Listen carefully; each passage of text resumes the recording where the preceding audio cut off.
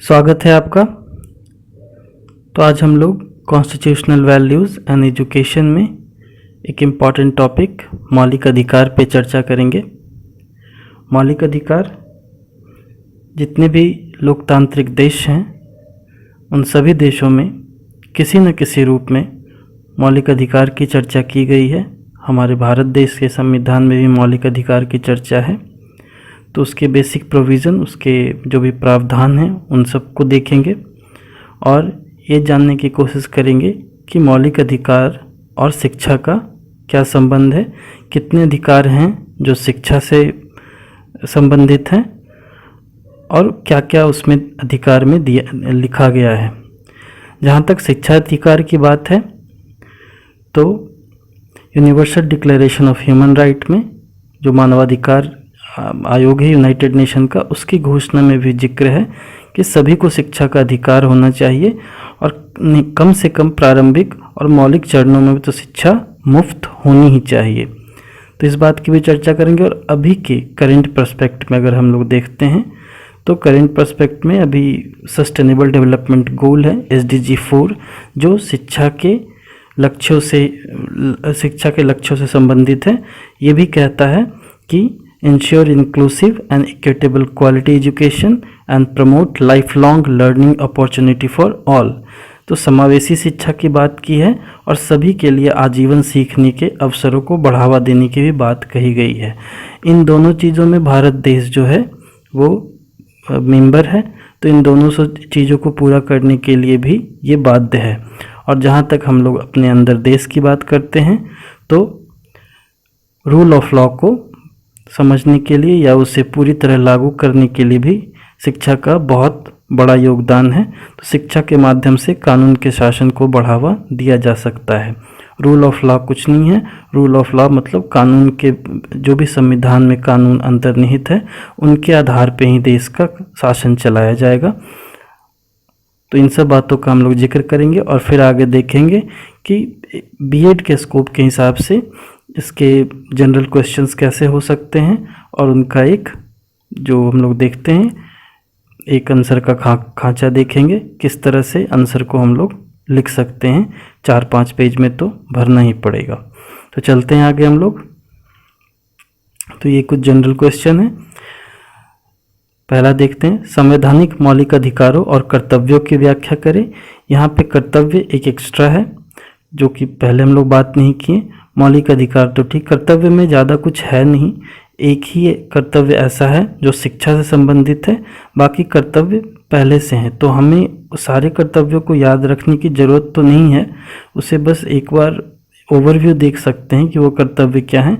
पर जो शिक्षा वाले कर्तव्य हैं उन पर ध्यान देने की ज़रूरत है, वो हम लोग आगे चर्चा करेंगे उसके। दूसरा, शिक्षा से संबंधित मौलिक अधिकारों के प्रावधान और भारत में शिक्षा की समानता की आवश्यकता और उसके महत्व पर चर्चा करेंगे। तो इन सब चीज़ों को देखेंगे। तो आगे हम लोग चलते हैं कि कैसा इसका एक ढांचा होना चाहिए। तो ढांचा में फिर वही परिचय लिखेंगे, फिर मौलिक अधिकार से संबंधित जो भी उसके आर्टिकल्स होंगे, पार्ट्स होंगे और कुछ अगर हिस्टोरिकल बैकग्राउंड होगा तो उसमें पृष्ठभूमि में लिखेंगे। फिर उसके मूल प्रावधान पे जाएंगे। मूल प्रावधान आर्टिकल बाय आर्टिकल ज़रूरत नहीं है, एक बेसिक प्रोविज़न भी देने से काम चलेगा। जो भी 6 अधिकार हैं वो भी आगे हम लोग चर्चा करेंगे। फिर इसमें एक न्यायिक हस्तक्षेप की बात करेंगे कि जुडिशरी क्या रोल निभाती है इस मौलिक अधिकार को पूरा करने के लिए। फिर शिक्षा पे आ जाएंगे, शिक्षा को बढ़ावा देने के क्या प्रावधान हैं। बस वही आर्टिकल याद करेंगे जो शिक्षा से संबंधित है, सारे आर्टिकल याद करने की ज़रूरत नहीं है। फिर शैक्षिक अवसर में समानता की आवश्यकता पर भी थोड़ा जिक्र करेंगे और निष्कर्ष करके इस सवाल को कंक्लूड करेंगे। तो आगे हम देखते हैं परिचय में क्या लिख सकते हैं। परिचय है, भारत संविधान में प्रत्येक नागरिक को समान अधिकार देता है और मौलिक अधिकारों के रूप में उन अधिकारों की गारंटी देता है। वो उन बुनियादी स्वतंत्रता और शर्तों को शामिल करते हैं जो जीवन को जीने लायक बनाते हैं। और ये एक फ्रेमवर्क इस्टेब्लिश करता है, democratic legitimacy for the rule of the majority and fundamental rights, provide standard of conduct, citizens justice and fair play. मतलब सारी चीज़ जो है इक्वलिटी की बात करता है किस तरह से अब आर्टिकल बाय आर्टिकल जाएंगे तो थोड़ा बहुत पता चलेगा। समानता का अधिकार, स्वतंत्रता का अधिकार, ये सब सारी बातें हैं। तो बेसिक बातों में हम इतना ही लिखेंगे कि भारतीय संविधान में प्रत्येक नागरिक को समान अधिकार प्राप्त है और संविधान इसकी गारंटी देता है। और जहाँ तक इसके सुरक्षा का बात है तो न्यायपालिका ये सुरक्षित करती है कि सभी नागरिकों को फंडामेंटल राइट्स मिले। आगे हम लोग चलते हैं उसके पृष्ठभूमि में। तो अनुच्छेद 12 से 35 तक मौलिक अधिकार की चर्चा की गई है, जो भाग 3 में है। भाग 1 में यूनियन स्टेट की बात की गई है, भाग 2 नागरिकता से संबंध है, भाग 3 हमारा मौलिक अधिकार है और भाग 4 नीति निर्देशक तत्व है। ये 4 याद रहने चाहिए। भाग 1 यूनियन ऑफ स्टेट की बात, स्टेट कैसा है। भाग 2 सिटीजन नागरिकता की बात, भाग 3 मौलिक अधिकार और भाग 4 नीति निर्देशक तत्व। तो मौलिक अधिकार जो है वो अमेरिका संविधान से ही उधार ली गई है। कुछ विशेषताएं, सारी की सारी नहीं, बट ज़्यादातर अमेरिकी संविधान से उधार ली गई है। भारत जब बनाया गया था संविधान को तो उसमें 7 मौलिक अधिकार थे। उसमें से एक जो था राइट टू प्रॉपर्टी, संपत्ति का अधिकार, उसे 1976 में संविधान के 44वें संशोधन द्वारा सूची से हटा दिया गया। तो इसे फिर डाला कहाँ गया, ये आप लोग एक्स्ट्रा याद कर सकते हैं, लिखने की ज़रूरत नहीं है। अब ये संपत्ति का अधिकार जो है वो मौलिक अधिकार ना होकर एक सिर्फ लीगल राइट्स बनकर रह गया है, एक कानूनी अधिकार है, जिसको आर्टिकल 300A में डाला गया है। ऑब्जेक्टिव के लिए याद रख सकते हैं, बट यहाँ लिखने की ज़रूरत नहीं, यहाँ बस इतनी ही है, इतना ही लिखना काफ़ी होगा कि संपत्ति के अधिकार को मौलिक अधिकार से हटाकर एक लीगल राइट बनाया गया है, मौलिक अधिकार की सूची में वो नहीं है। आगे चलते हैं।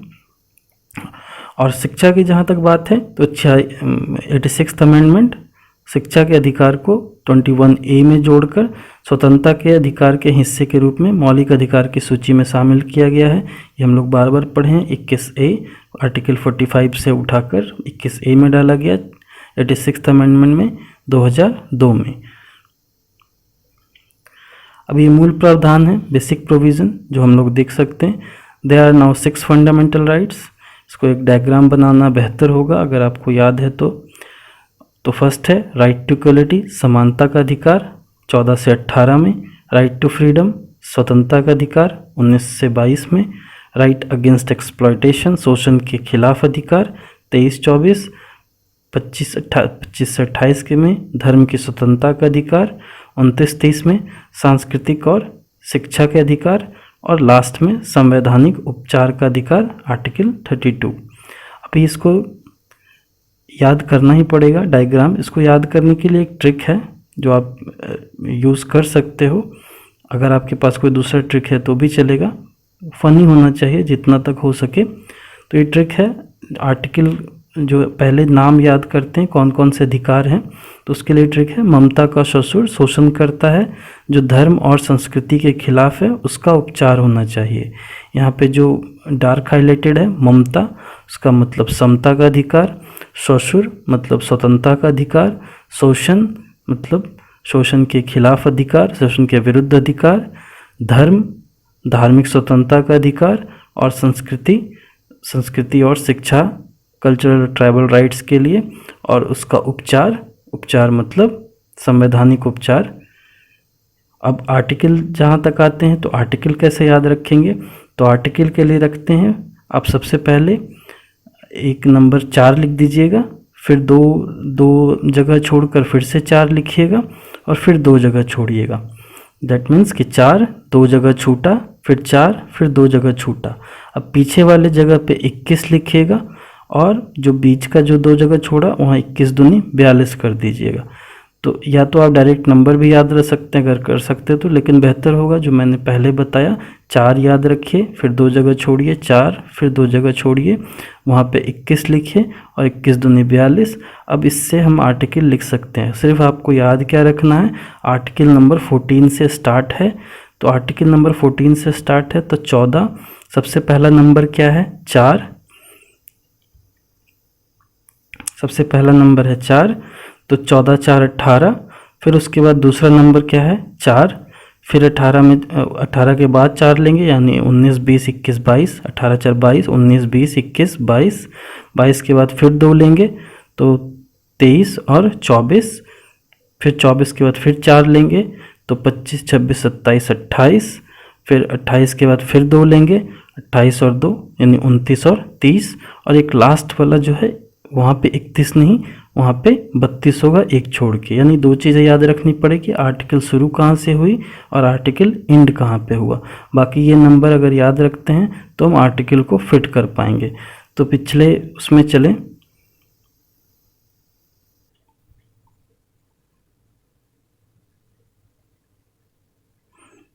तो यहाँ पे है राइट टू इक्वलिटी, समानता का अधिकार, स्वतंत्रता का अधिकार। मतलब 14 से 18 है तो 14 4 18, 18 फिर 4 है 19 4 22, फिर 2 है 23 24, फिर 4 है 25 28, फिर 2 है 29 30 और लास्ट वाला 32। 4 फिर 2 छोड़ के 4, फिर 2 छोड़ के 21 दूनी 42। ममता का ससुर शोषण करता है, जो धर्म और संस्कृति के खिलाफ है उसका उपचार होना चाहिए। आगे चलते हैं हम लोग न्यायिक हस्तक्षेप पे।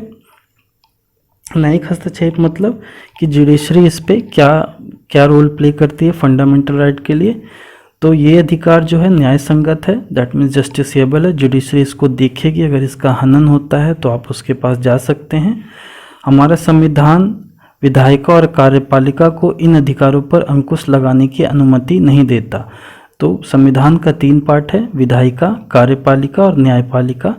तो न्यायपालिका इस चीज़ का इंश्योर करती है कि जो विधायिका है, जो लेजिस्लेचर्स हैं, और जो कार्यपालिका है यानी जो एग्जीक्यूटिव है, मतलब जो ऑफिसर्स हैं और जो नेता हैं, वो इन अधिकारों पे अंकुश लगाने की अंकुश ना लगा पाएँ, इसका चीज़ वो कार्यपालिका देखती है। फिर सर्वोच्च न्यायालय या उच्च न्यायालय किसी भी कानून की वैधता निरस्त कर सकते हैं जो कि मौलिक अधिकारों का उल्लंघन या उल्लंघनकर्ता पाया जाता है। मतलब अगर विधायिका कोई कानून लाती है और उसमें पाया जाता है कि वो मौलिक अधिकारों का हनन हो रहा है, तो उस तरह के कानून को उच्च न्यायालय या सर्वोच्च न्यायालय में दोनों में से कोई भी उसे निरस्त कर सकती है, यानी वॉइड कर सकती है।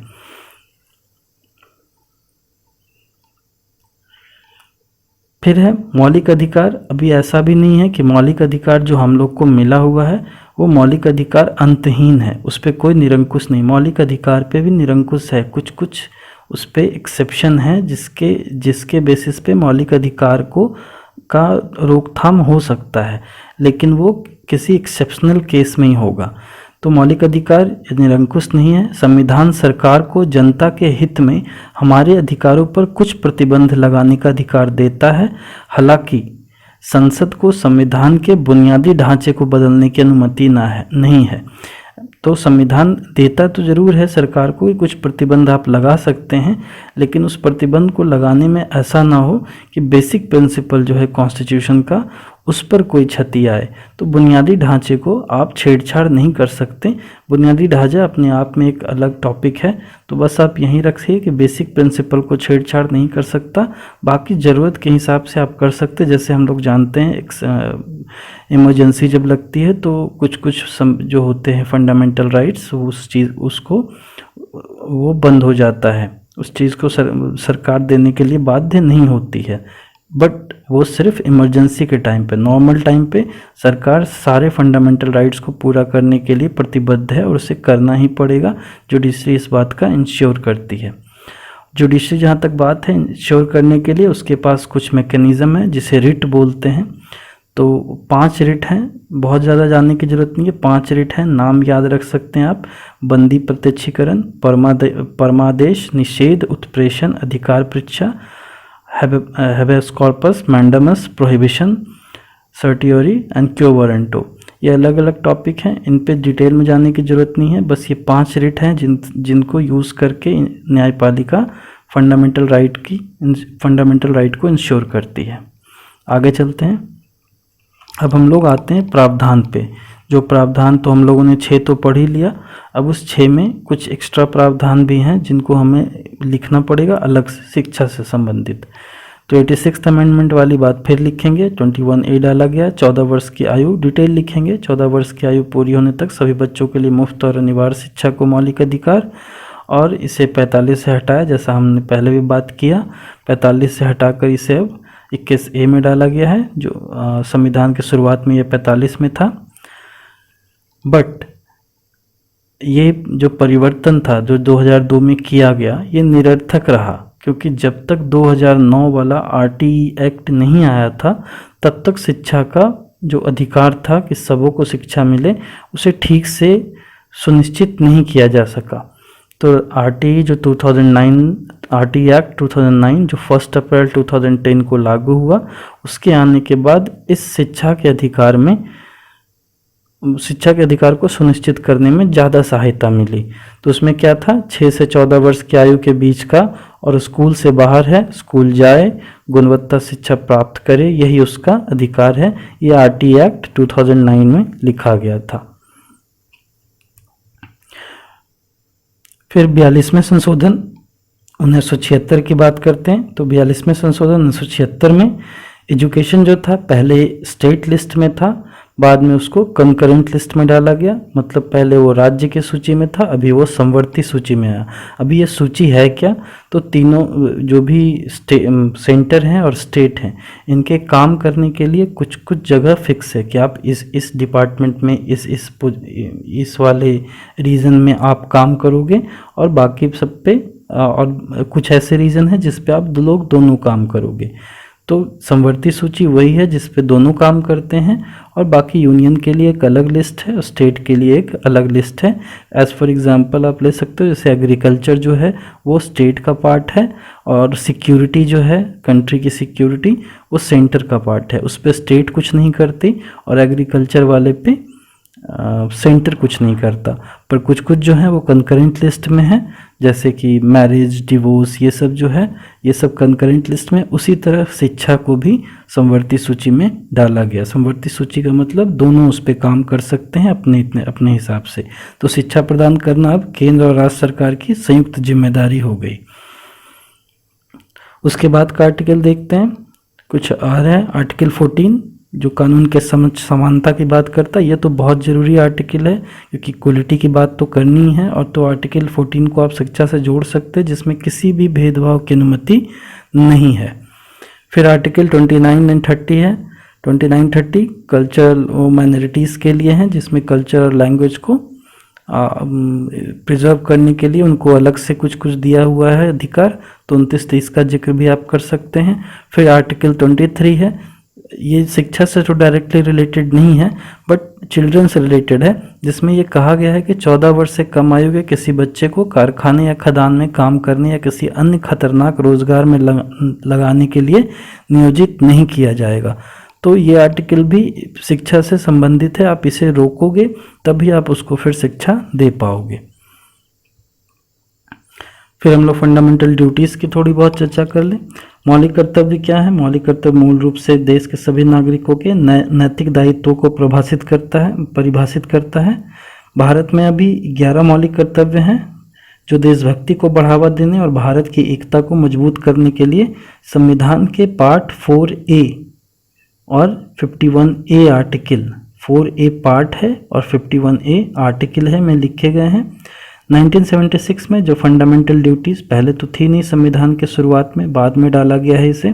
1976 के 42वें संशोधन अधिनियम में सोरेन सिंह समिति के सिफारिश के बाद भारतीय संविधान में 10 मौलिक कर्तव्यों को जोड़ा गया। उन्होंने 10 बोला था। हमारे लिए इम्पोर्टेंट ये फिर 86th अमेंडमेंट है, जब 2002 में सूची में 11वां मौलिक कर्तव्य जोड़ा गया। 11वां मौलिक कर्तव्य जो था वो शिक्षा से संबंधित है। वो था क्या, एक बार देख लेते हैं। तो उसको देखने से पहले मौलिक कर्तव्यों को 2 भागों में वर्गीकृत किया। इसको आपको लिख भी सकते, जरूरी नहीं है, मैंने ऐड कर दिया ताकि थोड़ा अगर मौलिक कर्तव्य ही पूछा तो पेज भरने के लिए कुछ तो होने चाहिए। तो मौलिक कर्तव्य को 2 भाग में वर्गीकृत करते हैं, नैतिक कर्तव्य और नागरिक कर्तव्य। नैतिक कर्तव्य में क्या आता है? स्वतंत्रता संग्राम के महान आदर्शों का पोषित करना, और नागरिक कर्तव्य में संविधान, राष्ट्रीय ध्वज, राष्ट्रीय गान, इन सब का सम्मान करना। बाकी साफ सफाई वाली बात, हेरिटेज को बचाना, ये सब भी एडेड है इसी नागरिक कर्तव्य में। पर सबको लिखना जरूरी नहीं है, एक बस बेसिक रखिए कि ऐसा ऐसा है उसमें। डीपीएसपी के समान ही न्यायोचित नहीं है, ये भी जस्टिसेबल नहीं है। न्यायपालिका इसके लिए कुछ नहीं करती, आप पूरा करो या ना करो, न्यायपालिका आप पर फोर्स नहीं कर सकती कि आपको करना ही पड़ेगा। और जब न्यायपालिका फोर्स नहीं कर सकती तो सरकार क्या ही करेगी। तो ये भी न्यायोचित, ये भी जस्टिसेबल नहीं है। और जो हमारा शिक्षा से संबंधित है कर्तव्य, जिसे 86th अमेंडमेंट अधिनियम 2002 में जोड़ा गया, उसमें क्या लिखा गया कि 6 से 14 वर्ष की आयु के बच्चों को शिक्षा के अवसर प्रदान करना और माता पिता के रूप में कर्तव्य यह सुनिश्चित करना है कि उनके बच्चों को ऐसे अवसर प्रदान किए जा रहे हैं। मतलब ये माता पिता के लिए कर्तव्य जोड़ा गया कि उनके बच्चे स्कूल जाएं और उनको समान अवसर मिल रहा हो। तो इस चीज़ को याद रख सकते हैं। आगे चलते हैं हम लोग। अवसर में समानता की, शैक्षिक अवसर में समानता की आवश्यकता, इस चीज़ को अगर लिखना है तो खुद से भी लिख सकते हैं। इसमें बहुत सारी चीज़ें हैं लिखने के लिए, पर एक ढंग से लिखना है तो इस तरह से आप इसको डिवाइड कर सकते हैं। 4 डायमेंशन में डिवाइड करते हैं, 4 आयाम में, सामाजिक, आर्थिक, राजनीतिक, और एक अलग से जोड़ लेते हैं आपका वातावरण से रिलेटेड। तो सामाजिक में क्या होगा, सोशल, जो भी आसपास देखते हैं उन चीज़ों को जोड़ सकते हैं, गरीबी कम करने के लिए काम आएगा। समतावादी समाज की स्थापना होगी। समतावादी समाज मतलब सब उसमें बराबर होंगे, इगैलिटेरियन सोसाइटी बोलते हैं उसको। सामाजिक न्याय को बढ़ावा मिलेगा, और जो रिच हैं और पुअर हैं उनके बीच जो गैप बना हुआ है उस चीज़ को ख़त्म करने के लिए शिक्षा ही एक सिर्फ माध्यम है, एक ही मैकेनिज़्म है। तो विशेषाधिकार प्राप्त और वंचितों के बीच शैक्षिक असमानता को कम कर सकता है। ये सब आवश्यकता है जो शैक्षिक अवसर में समानता की आवश्यकता इन सब चीज़ों को हटाने के लिए है। गरीबी हटाने के लिए, आपका इगैलिटेरियन सोसाइटी के लिए, सामाजिक न्याय को बढ़ावा देने के लिए, और जो गैप है रिच और पुअर के बीच उसको कम करने के लिए। आर्थिक डायमेंशन पे देखते हैं, इकोनॉमिक डायमेंशन पे, तो देश को ज़रूरत को पूरा करने के लिए मानव संसाधन विकसित करना, मैन रिसोर्स तो चाहिए ही। देश, किसी भी देश को अगर आगे बढ़ना है तो उसके मैन रिसोर्स अच्छे होने चाहिए। अब हमारे पास क्या फ़ायदा है कि हम लोग सेकेंड लार्जेस्ट पॉपुलेशन है। सेकेंड लार्जेस्ट पॉपुलेशन को अगर ठीक से नरिश किया जाए तो यही पॉपुलेशन जो अभी हम लोग को बर्डन लग रहा है, ये हो सकता है कि हम लोग के अच्छे काम में आ जाए। अगर सब लोग स्किल्ड होने लग जाएं तो ये पॉपुलेशन एक पॉजिटिव इफेक्ट फ्लो करेगा। अभी के फ़िलहाल जैसे बर्डन है वैसा नहीं रहेगा। तो ये ज़रूरी है कि हम जितने भी मानव हैं उनको स्किल्ड बनाएं, और उसके बाद वही मानव संसाधन बनते हैं। जब वो मानव संसाधन बन जाएंगे तो बेरोजगारी भी कम हो जाएगी। वो खुद ब खुद कुछ ना कुछ ढूंढ ही लेंगे जिससे उनका रोजगार चले, और ये सब चीज़ें होंगी तो देश का भी विकास होगा और देश का भी इकोनॉमिक कंडीशन, व्यापार अच्छा होगा, इकोनॉमिक कंडीशन अपने आप अच्छा होगा। साथ में रीजनल डिस्पेरिटी की अगर बात करते हैं तो वो भी कम होंगे, क्योंकि अभी जितना ज़्यादा हो अगर एजुकेटेड होंगे, अभी वही एग्जांपल लेते हैं तो अभी साउथ के लोग कुछ ज़्यादा ही डेवलप हो रहे हैं, नॉर्थ के लोग कुछ जगहों पे ही हैं, बाकी सब जगहों पे नहीं हैं। तो नॉर्थ के लोगों को उनके कंपैरिजन कम शिक्षित हैं। तो अगर यहाँ भी उस तरह के शिक्षा को डाला जाए तो हो सकता है गांव-गांव में भी स्टार्टअप खुल जाए, गांव-गांव में भी छोटे मोटे इंडस्ट्री बैठ जाएं। तो ये कर सकता है। फिर जहाँ तक राजनीति की बात है तो ये बहुत बेसिक बात है। लोकतंत्र को मजबूत करने के लिए शिक्षा की तो ज़रूरत है ही, क्योंकि जो लोग इलेक्शन लड़ेंगे और जो वोट देंगे दोनों को शिक्षित होना ज़रूरी है। शिक्षित रहेंगे तो वो ज़्यादा बेहतर समाज को समझ पाएंगे और ज़्यादा अच्छा उसके लिए कर पाएंगे। फिर प्लानिंग के लिए भी अच्छा काम, अभी प्लानिंग का जितना तक बात होता है, जब प्लानिंग कमीशन था तो वो खुद सेंटर लेवल पे प्लान करता था और फिर सब स्टेट पे उसको इन्फोर्स करता था कि आपको करना है। अभी नीति आयोग आने के बाद ये चेंज आने लगा है कि अब स्टेट लेवल पे, और स्टेट लेवल भी उससे नीचे भी जाकर विलेज लेवल पे, डिस्ट्रिक्ट लेवल पे, इन सब पे प्लानिंग की जाए। तो लोकल लेवल पे अगर प्लानिंग करना है, इसका मतलब वहाँ के लोकल लोग जो होंगे उनको शिक्षित होना होगा, तभी वो अपना प्रॉब्लम सही से बता पाएंगे और उसका सॉल्यूशन लोकल लेवल पे ही अगर हो जाए तो बेहतर है। तो इन सब चीज़ों को लिए शिक्षा की ज़रूरत पड़ेगी कि लोकल लेवल पे सॉल्यूशन कैसे कर पाएँ। बहुत सारे अभी अगर सपोज़ कीजिए कि एक एक नाला ही साफ़ करना है और उसके लिए अगर मशीन लगाना पड़ रहा है 10 लाख का 20 लाख का, और कुछ कोई ऐसा है यहाँ पे शिक्षित आदमी चाहे लोकल आदमी जो कम पैसे में या कोई अलग तरीका मैकेनिज़्म बताता है जिससे कि वही काम हो जाए और वो लोकल लेवल पे ही रिसोर्स उसके उपलब्ध हो, तो इस तरह की चीज़ें हो सकती है। अगर शैक्षिक अवसर में समानता रखेंगे, लोग बढ़ेंगे, तो इस तरह का डेवलपमेंट पॉसिबल है। फिर अभी पर्यावरण को ले लेते हैं, तो पर्यावरण में भी ऐसा ही है कि पर्यावरण में जो चीज़ें क्षति हो रही है उस क्षति को वही लोग समझ पाएंगे जो शिक्षित हैं।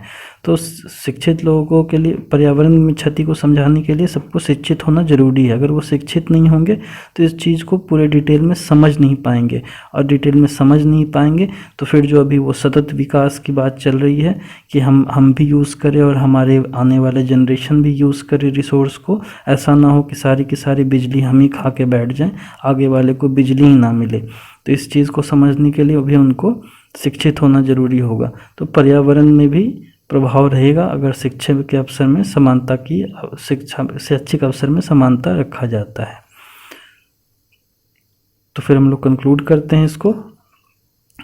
तो लोकतंत्र को मजबूत करने के लिए शिक्षा का अधिकार बुनियादी आधार है। बिना भेदभाव के सभी नागरिकों को शिक्षा प्रदान किए बिना राष्ट्र की वृद्धि असंभव है।